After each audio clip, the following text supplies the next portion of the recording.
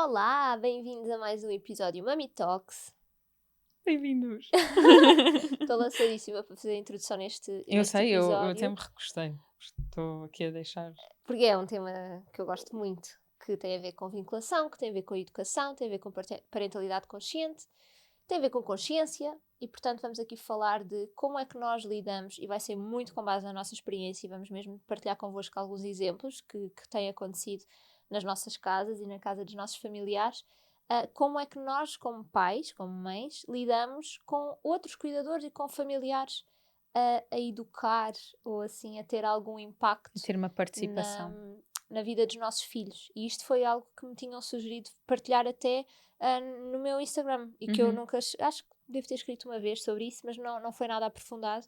E portanto vamos aqui Sim. falar um bocadinho sobre Eu isso. gostava de, ainda antes de nós começarmos a conversar, vocês fazerem aqui assim uma autorreflexão. Quais é que são assim as primeiras coisas que saltam logo à vista? Ai, não suporto aquilo. Ai, aquilo. Já sei, aquilo é mesmo um marco.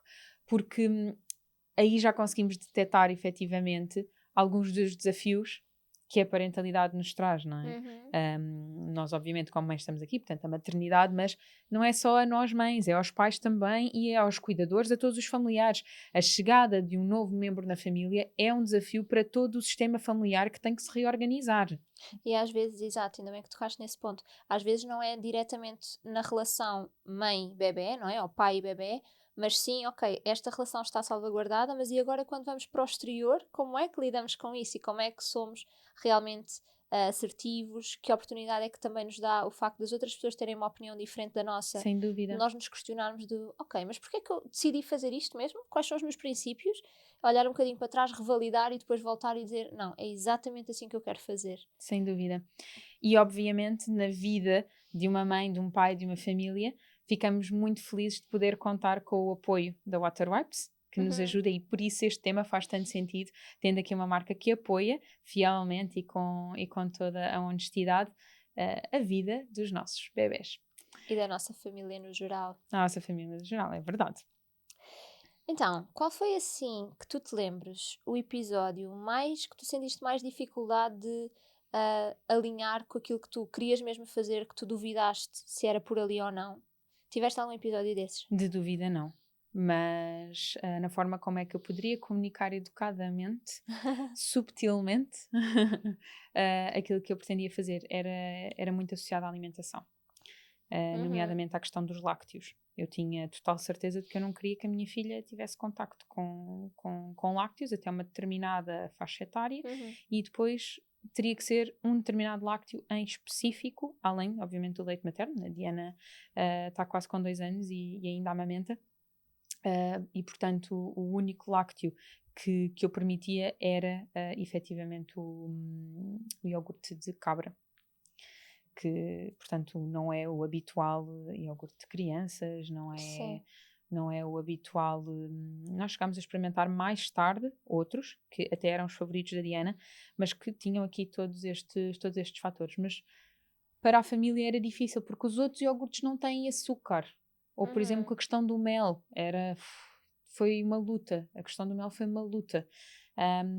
Porque antigamente dava-se mel às Uhum. crianças quando eram mais pequenas e hoje em dia nós sabemos os riscos da botulina. Então tem que ser uma decisão muito consciente e eu tinha essa informação. Mas cada vez que eu era confrontada com isso, eu sentia que eu não devia estar a ser confrontada, eu não era justo estarem-me a gerar aquela questão Uhum. quando a decisão era minha e ponto final. E ainda por Sim. cima, como especialista, eu tinha essa informação de base. Era quase como se eu ditasse as regras. A verdade é que a maternidade, a parentalidade no geral, traz-nos aqui logo uma série de feridas, vêm ao de cima, que têm que ser trabalhadas, Uhum. mas eu não queria ser questionada sobre algumas das regras que eu queria ditar. Sim, sabes que eu como sempre quis ser mãe e eu achava que ia ser uma excelente mãe, para mim, e acho, mas achava antes de ser, para mim era muito claro que quem viesse duvidar da minha forma de maternar, não havia questão, Uhum, sequer. E eu dei-me conta, quando fui surpreendida pelo contrário, que foi, nunca senti uma dúvida daquilo que eu estava a fazer e da minha escolha, Mas quando alguma opiniãozinha, eu de repente ficava com aquilo e aquilo mexia comigo, eu não estava à espera disso. Por exemplo, imagino que lembro-me de quando o Vasco era muito bebezinho mesmo e eu costumava dar só uma mama e para aí durante 10 dias era só uma mama que eu dava. E houve uma altura que ele com aquela mama não ficava satisfeito e continuava a chorar e continuava inquieto. E não davas a outra? Não dava a outra porque ainda não tinha sido necessário. E neste dia específico eu estava em casa dos meus pais e a minha mãe disse: ai Catarina, será que é fome? E eu começo a revirar os olhos, tipo, como assim é fome? Como assim? Tipo, não vamos ter esta conversa. E de repente pensei tipo, Catarina, calma, se calhar é mesmo fome, sabes? Então ofereci a outra e ele ficou super satisfeito. Então também aqui, mais uma vez, a humildade e esta Sim. questão de eu também não tenho as verdades absolutas, por mais confiança e segurança que eu tenha. E esse marco foi importante para mim para começar a acolher aquilo que vinha até mim, não como resistência do nem pensar, não vamos falar sobre isto, mas ok, deixa-me questionar e validar aquilo, tal como comecei por dizer, validar aquilo que eu acho que é certo. E às vezes também a humildade de dizer, eu não sei se isto vai funcionar, mas eu quero experimentar porque sou eu a mãe. Sim. Para mim, imagina, como especialista em ginecologia, obstetrícia e tendo também a experiência em pediatria, haviam algumas coisas que para mim eram indubitáveis. Eu tinha certeza absoluta que era aquele o caminho, ponto final. Mas às vezes, como mãe, nós esquecemos um bocadinho daquilo que diríamos ou faríamos como especialistas. E ainda bem, porque assim podes ser mãe. Sim. E, portanto, deixar aqui cair a necessidade da perfeição e esta grande exigência e este grande controle também foram aqui alguns princípios que vieram reinar durante a maternidade, não é? Garantir que eles eram postos de parte e que não havia espaço para eles. Mas acima de tudo, imagina estas coisas assim, sabes, dietética e etc. Eu não tinha mesmo dúvidas, era aquele o caminho, ponto final. Ainda por cima tinha evidências científicas que comprovavam aquilo que eu estava a dizer, então ter que me justificar que aquilo era mesmo o caminho, quando eu já tinha lido e relido e tinha a certeza absoluta, era um grande cansaço, era um grande esforço e eu sentia imediatamente que não estava a ser apoiada. Acho que todas as mães a uma determinada altura acabam por não sentir esse apoio. E nós precisamos muito desse acolhimento. Como mães, nós precisamos constantemente sentir que a rede de apoio está lá, que são uma almofadinha e que podem até gerar uma questão, mas não é em forma de dúvida ou de apontar o dedo. E sem querer, os familiares são muitas vezes os primeiros a apontar o dedo de uma forma que nos machuca.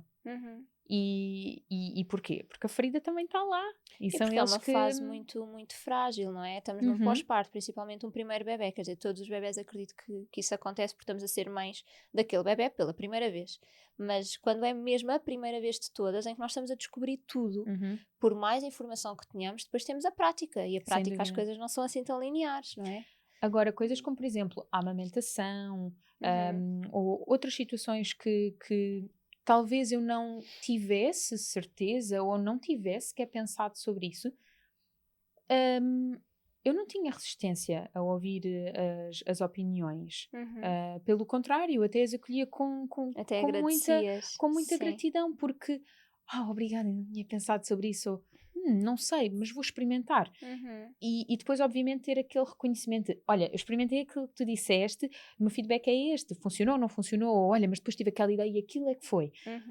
Às vezes só nos dói quando de facto sentimos que os marcos que nós damos para a educação, os marcos não, as diretrizes que nós definimos para a educação dos nossos filhos não são bem acolhidas pelos nossos familiares, e que muitas vezes eles podem sentir que isso é uma afronta a eles mesmos. E não é, porque não é sobre eles. Exato, isso aí eu não tenho essa experiência. Felizmente tenho familiares próximos com mentalidade muito aberta e muito... cada um sabe o seu lugar, sabes? E isso é um descanso gigante mesmo. E por outro lado também é... E o que eu queria dizer era...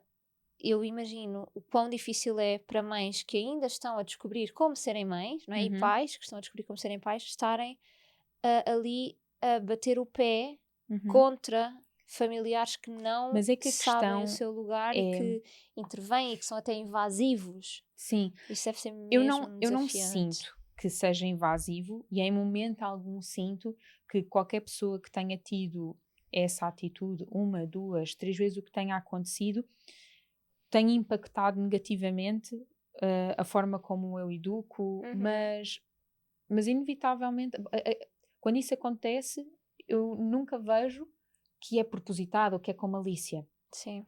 Na verdade, pelo contrário, eu tenho a certeza absoluta que é com muito amor, com muito carinho, com uma certeza de que, mas isto funcionou, porque é que não há de funcionar agora? Só que aquilo que nós pedimos, sobretudo como pais, pelo menos é assim que eu sinto, nós pedimos uma oportunidade para nos deixarem descobrir a forma como nós sentimos que podemos vir a educar. E no limite, vamos um dia chegar e dizer, isto não funcionou, vou experimentar assim, ainda bem que tenho esta informação que foi concedida da forma como os nossos familiares educaram e que nós agora podemos aceder porque a forma como nós tínhamos pensado não funcionou. Sim. Mas então e se funcionar? Sabes que eu sinto-me muito grata por a nossa rede, os adultos que contactam com o Vasco, porque uma coisa é tu estás a dizer que impacto é que isso tem em nós como mães, mas a questão é, e que impacto é que isso tem nos nossos filhos? Porque aí não há grande coisa a fazer, não é? E essa é que aí é que me dói pessoalmente. Então, sinto-me mesmo muito grata, e também foi uma escolha consciente, obviamente, não é? Escolher estas pessoas com quem o nosso filho se dá. E eu sinto-me mesmo muito, muito segura e tranquila, porque sei que qualquer dos adultos que eu possa contactar, assim, agora estou a pensar em uns quantos, não vai acontecer nada de mal, sabes? Não vão desrespeitá-lo, não vão colocar crenças que são negativas. E se acontecer, imagina, sei lá, tipo coisas que se dizem, não faças isso porque eu fico triste, que eu não acho que se deva dizer e que não gosto de dizer ao Vasco e não gosto que lhe digam, eu provavelmente vou ao lado dele e digo, podes fazer aquilo que tu quiseres, porque tu não és responsável pela tristeza de ninguém. Mas e se tu não estiveres lá? Se eu não estiver lá neste momento, como ele tem 2 anos, eu não vou saber, não é? Mas por isso também eu acho importante estar. E não é no sentido de controladora, mas é no sentido de observadora, porque se eu perceber que há coisas que são ditas constantemente que vão contra aquilo que eu acredito, então eu acho que vai deixar de estar com essas pessoas, porque não faz sentido. Aquilo que eu sinto, sobretudo, é eu sinto que a família que temos, sinto-me muito segura. Se eu tiver que entregar a minha filha a um cuidador, eu sinto-me muito segura. Eu sinto que, e eu sei que isto é uma bênção, eu poder de facto entregar e saber que pode não ser exatamente como eu tinha idealizado, mas isso não existe, e ela vai estar muito bem entregue.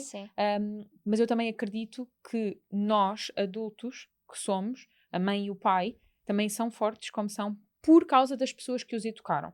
Então está aqui também uma certeza de que pode correr bem com eles igualmente. Sabes que o Carlos Gonzalez, eu assisti a uma palestra dele há uns anos e ele dizia, nunca me esqueci disto, que foi, estava uma mãe a dizer, a minha sogra, não sei o quê, a eterna história das sogras, e o Carlos Gonzalez disse, bem, alguma coisa ela deve ter feito bem, não é? Porque já que escolheu o filho dela para ser o marido.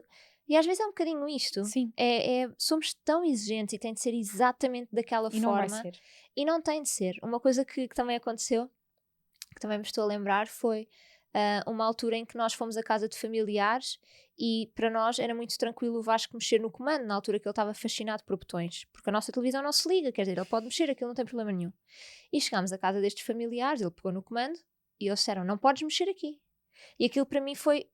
e agora? Porque efetivamente é a casa deles, portanto temos de respeitar. E o não pode dizer. Mas por outro lado mas na nossa casa pode. Então como é que eu vou explicar isto? E na altura eu disse, aqui não podes mexer no comando. E lembro-me que esta tia olhou para nós, tipo, aqui não podes, mas supostamente não podes nunca, em lado nenhum. E eu reforcei novamente ao Vasco, aqui não podes, em nossa casa, sim. E na altura depois eu até falei com o Gonçalo sobre isso, porque ele disse, Catarina, como é que nós vamos conseguir explicar isto, que é neste ambiente pode, mas neste não? Eu disse exatamente desta forma, não é? Tal como eu sei que em minha casa eu posso me sentar com pés em cima do sofá, porque posso, e se calhar se vou à casa de outra pessoa que tenha um bocadinho mais de cerimónia, não me vou pôr com pés em cima do sofá. Portanto, ele vai aprendendo isto também pelo nosso... Não estou com muita cerimónia aqui. Estás em casa, Filipa. É isto. E outros casos, por exemplo, não corras porque eu fico muito aflita, porque podes cair. Ok, em nossa casa podes correr, mas ou aqui tudo, anda um bocadinho mais devagar. há essa questão dos elogios aí, mexe comigo. Essa é a que eu vivo. Pois, ok. Essa eu tinha de intervir. Essa eu vivo. Essa eu vivo e vivi na pele. Uhum. E, portanto... E tu não dizes nada? Digo. Dizes o quê? Tento ser delicada. Nem sempre é fácil e não consigo dizer com toda a gente. É porque eu, nesses casos em que, não nesse exemplo específico, mas em que dizem alguma coisa com a qual eu não concordo, eu, se puder, dou uma sugestão de fazer diferente. Tipo, em vez de dizer isto, podemos dizer isto. Porque, na verdade, a beleza dele não tem nada a ver com o facto de eu comer ou já não. fiz esse comentário, sim. E não é a agredir o outro, sabes? Mas Sim. a trazer aqui uma nova perspectiva. E outras vezes digo mesmo, por exemplo, quando é com os meus pais, eu digo, não lhe digam isso porque isso significa isto e não é certo. Portanto, não é verdade aquilo que estamos a dizer. Então, mais uma vez, deixo estas sugestões para dizer diferente, mas depois às tantas, imagina, à 10ª vez já percebi que não conseguem mudar, opá, que seja. É aí. Então eu escolho em minha casa, se me sair, que já aconteceu, porque está tão enraizado, porque fez parte da minha educação. Sim. E eu também sei o grau de exigência que isso me traz, o perfeccionismo que isso me traz, e uma série de questões que estão intrínsecas em mim, porque eu vivi-as durante décadas. Sim. E está tudo bem, caramba, ninguém é perfeito, está bem? Agora, se nós estamos a ter consciência do que está a acontecer ali, tentamos recuar um bocadinho e lá está, moldar. Mas a uma determinada altura, quando eu tenho a oportunidade, ou quando sou eu que sem querer faço, eu corrijo, e já disse à Diana, não tem nada a ver, tu não és melhor menina por causa disto, tu não... Pronto. Se eu vejo o João Pedro fazer, a mesma coisa. Mas o elogio é uma coisa que eu vejo constantemente. Há um comportamento, há um elogio. Há um comportamento, há um elogio. E é das coisas que mais mexe comigo, principalmente agora que tenho dedicado a estudar mais sobre pedagogia. Sim. Porque isto tudo dá um nó cada vez que eu ouço aquilo. E eu sei que nós conversamos muito, não se deve elogiar constantemente as crianças e qual é que é o impacto disso. Eu acho que ainda há comentários que se pode fazer, principalmente como a Dulce reforça, que é principalmente se a criança está feliz, apelar a essa felicidade, mas lá está, não juntar duas coisas que não têm nada e não ter uma coisa nada a ver com a outra. O que é que a beleza tem a ver com o comportamento que acabou de existir, não é? Sim. Ou por favor come porque há meninos em África que não estão a comer. Sim. Não é preciso. Sim. Não é mesmo preciso, até porque comer tudo não vai de facto devolver do outro lado. Exato. Então, termos aqui só um bocadinho esta consciência. Mas de um modo geral, eu fico tão feliz, tão grata de ter o sistema que tenho, porque lá está, eu sinto que somos os dois adultos fortes, com capacidade crítica, de não julgamento, de muita empatia e que efetivamente conseguem também perceber que alguma coisa que seja feita, neste caso com a nossa filha, que não foi exatamente aquilo que nós idealizámos, ela depois também tem algumas bases em casa que mais tarde ela vai conseguir colocar aquilo de lado. Ou não, porque, desculpa dizer isto, mas imagina, a Diana tem 2 anos. Eu não sei, eu só sou mãe há 2 anos. Isto pode mudar, por isso é que é a nossa opinião ao dia de hoje. Num próximo bebê eu posso ver as coisas de forma diferente, eu posso ver a Diana crescer e pensar, bolas, eu achava que isto ia ter outro impacto e afinal, caramba, é igual. E nós vamos construindo a nossa forma de educar. Sim. Eu ia dizer... estava a perder-me. Nessa questão de quando já não dá para mudar, eu acho sempre que nós podemos educar e trazer estas novas perspectivas e como a Mia diz, não é? A curiosidade. Mas se efetivamente não dá para mudar, então eu acredito muito que, lá está, nós estamos numa família, estamos numa sociedade e os nossos filhos vão relacionar-se com todas estas pessoas de uma forma muito única. Portanto, não é mesmo no sentido de controlar, é sim filtrar, é sim poder escolher na medida em que for possível, mas a partir do momento em que um avô ou uma avó diz constantemente a mesma coisa, é o que é a relação que o nosso filho vai desenvolver com este familiar e não vem mal ao mundo disso, com certeza. A questão é essa, não é? Também reforçar muito qual é a base e se nós estamos confortáveis e seguras com a base que estamos a dar em casa, então à partida essa é a maior vinculação que os nossos filhos têm, é com os pais, portanto esse vai ser o maior exemplo que têm. E depois existe aqui uma outra coisa, que é a forma como nós ouvimos ou como a nossa educação seguiu. Vamos pegar nesta questão do elogio porque é o que estamos a falar. Em mim pode ter tido um impacto que eu considero nefasto. Sim. Tu e a minha filha nem ligar a isso. Sim, sim. Não é? Se Eu acho simplesmente que há estiver questões... a fazer a Sim. interpretação para este familiar está tão feliz. Sim. Ou seja, não está a ouvir e está a interpretar a emoção, porque isso também existe.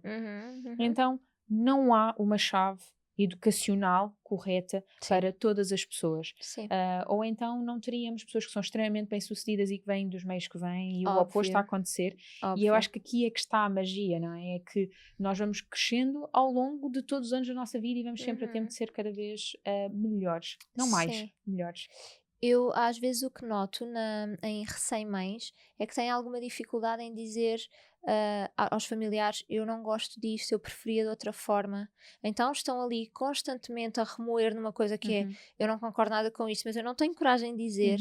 Então, mais uma vez, reforçar esta segurança em quem nós somos, na pré-conceição consciente, mas já quando somos mães, de validar aquilo que nós queremos efetivamente aplicar.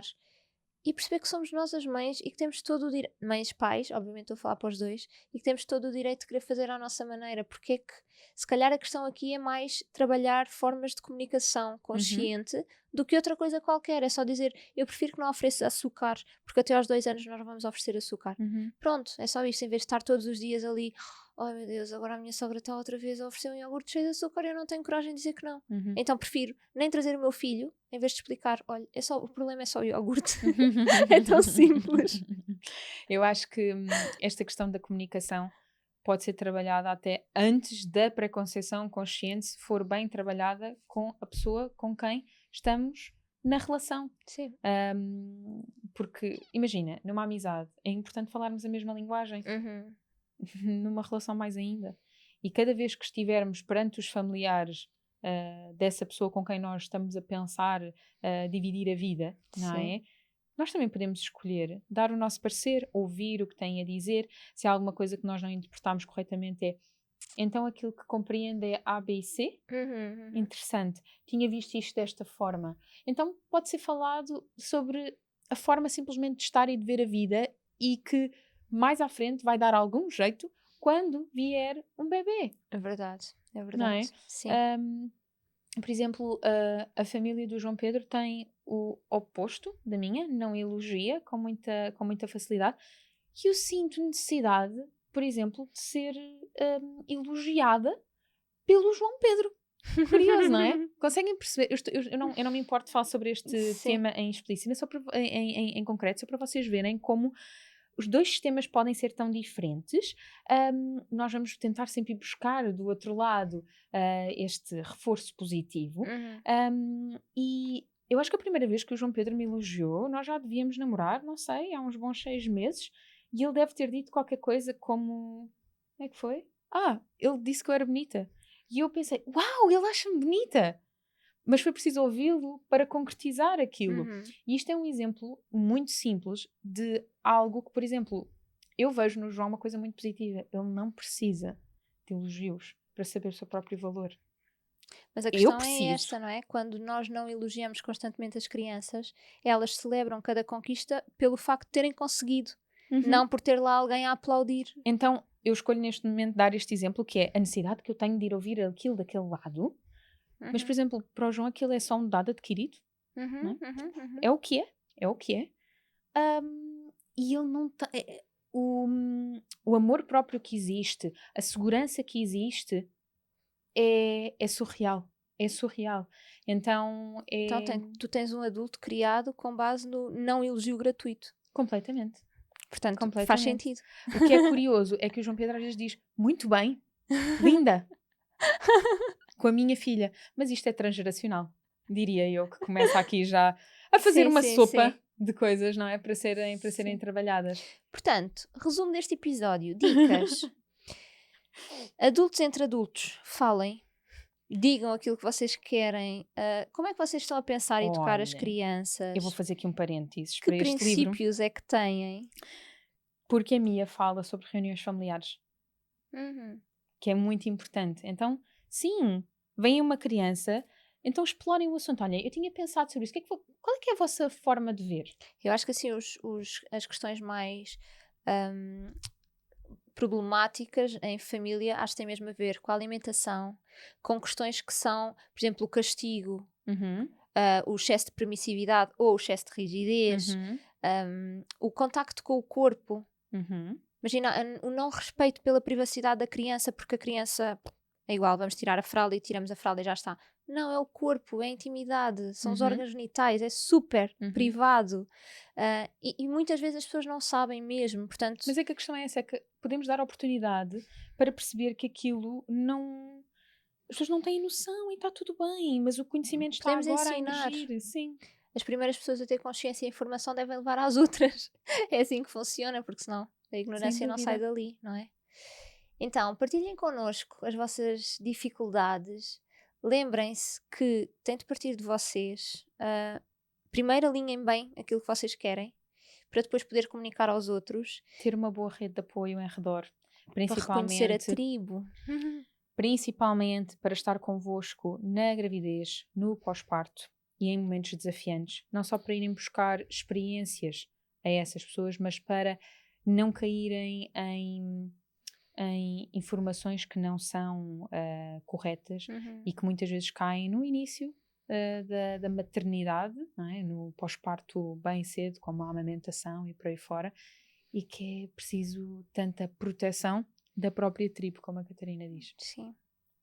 E pronto, e se não conseguirem mudar nada, então aceitem que a relação dos vossos filhos com estas pessoas vai ser assim e façam o que está ao vosso alcance dentro da vossa casa todos os dias para conseguirem levar os vossos princípios avante. Sem e dúvida. educar crianças felizes. E empáticas. E empáticas. E gentis. E amorosas. E queridas. E entretanto o episódio vai acabar e a Catarina vai continuar a dizer adjetivos. E... divinas. Espero que tenham Beijinhos. gostado. Resta uma boa semana.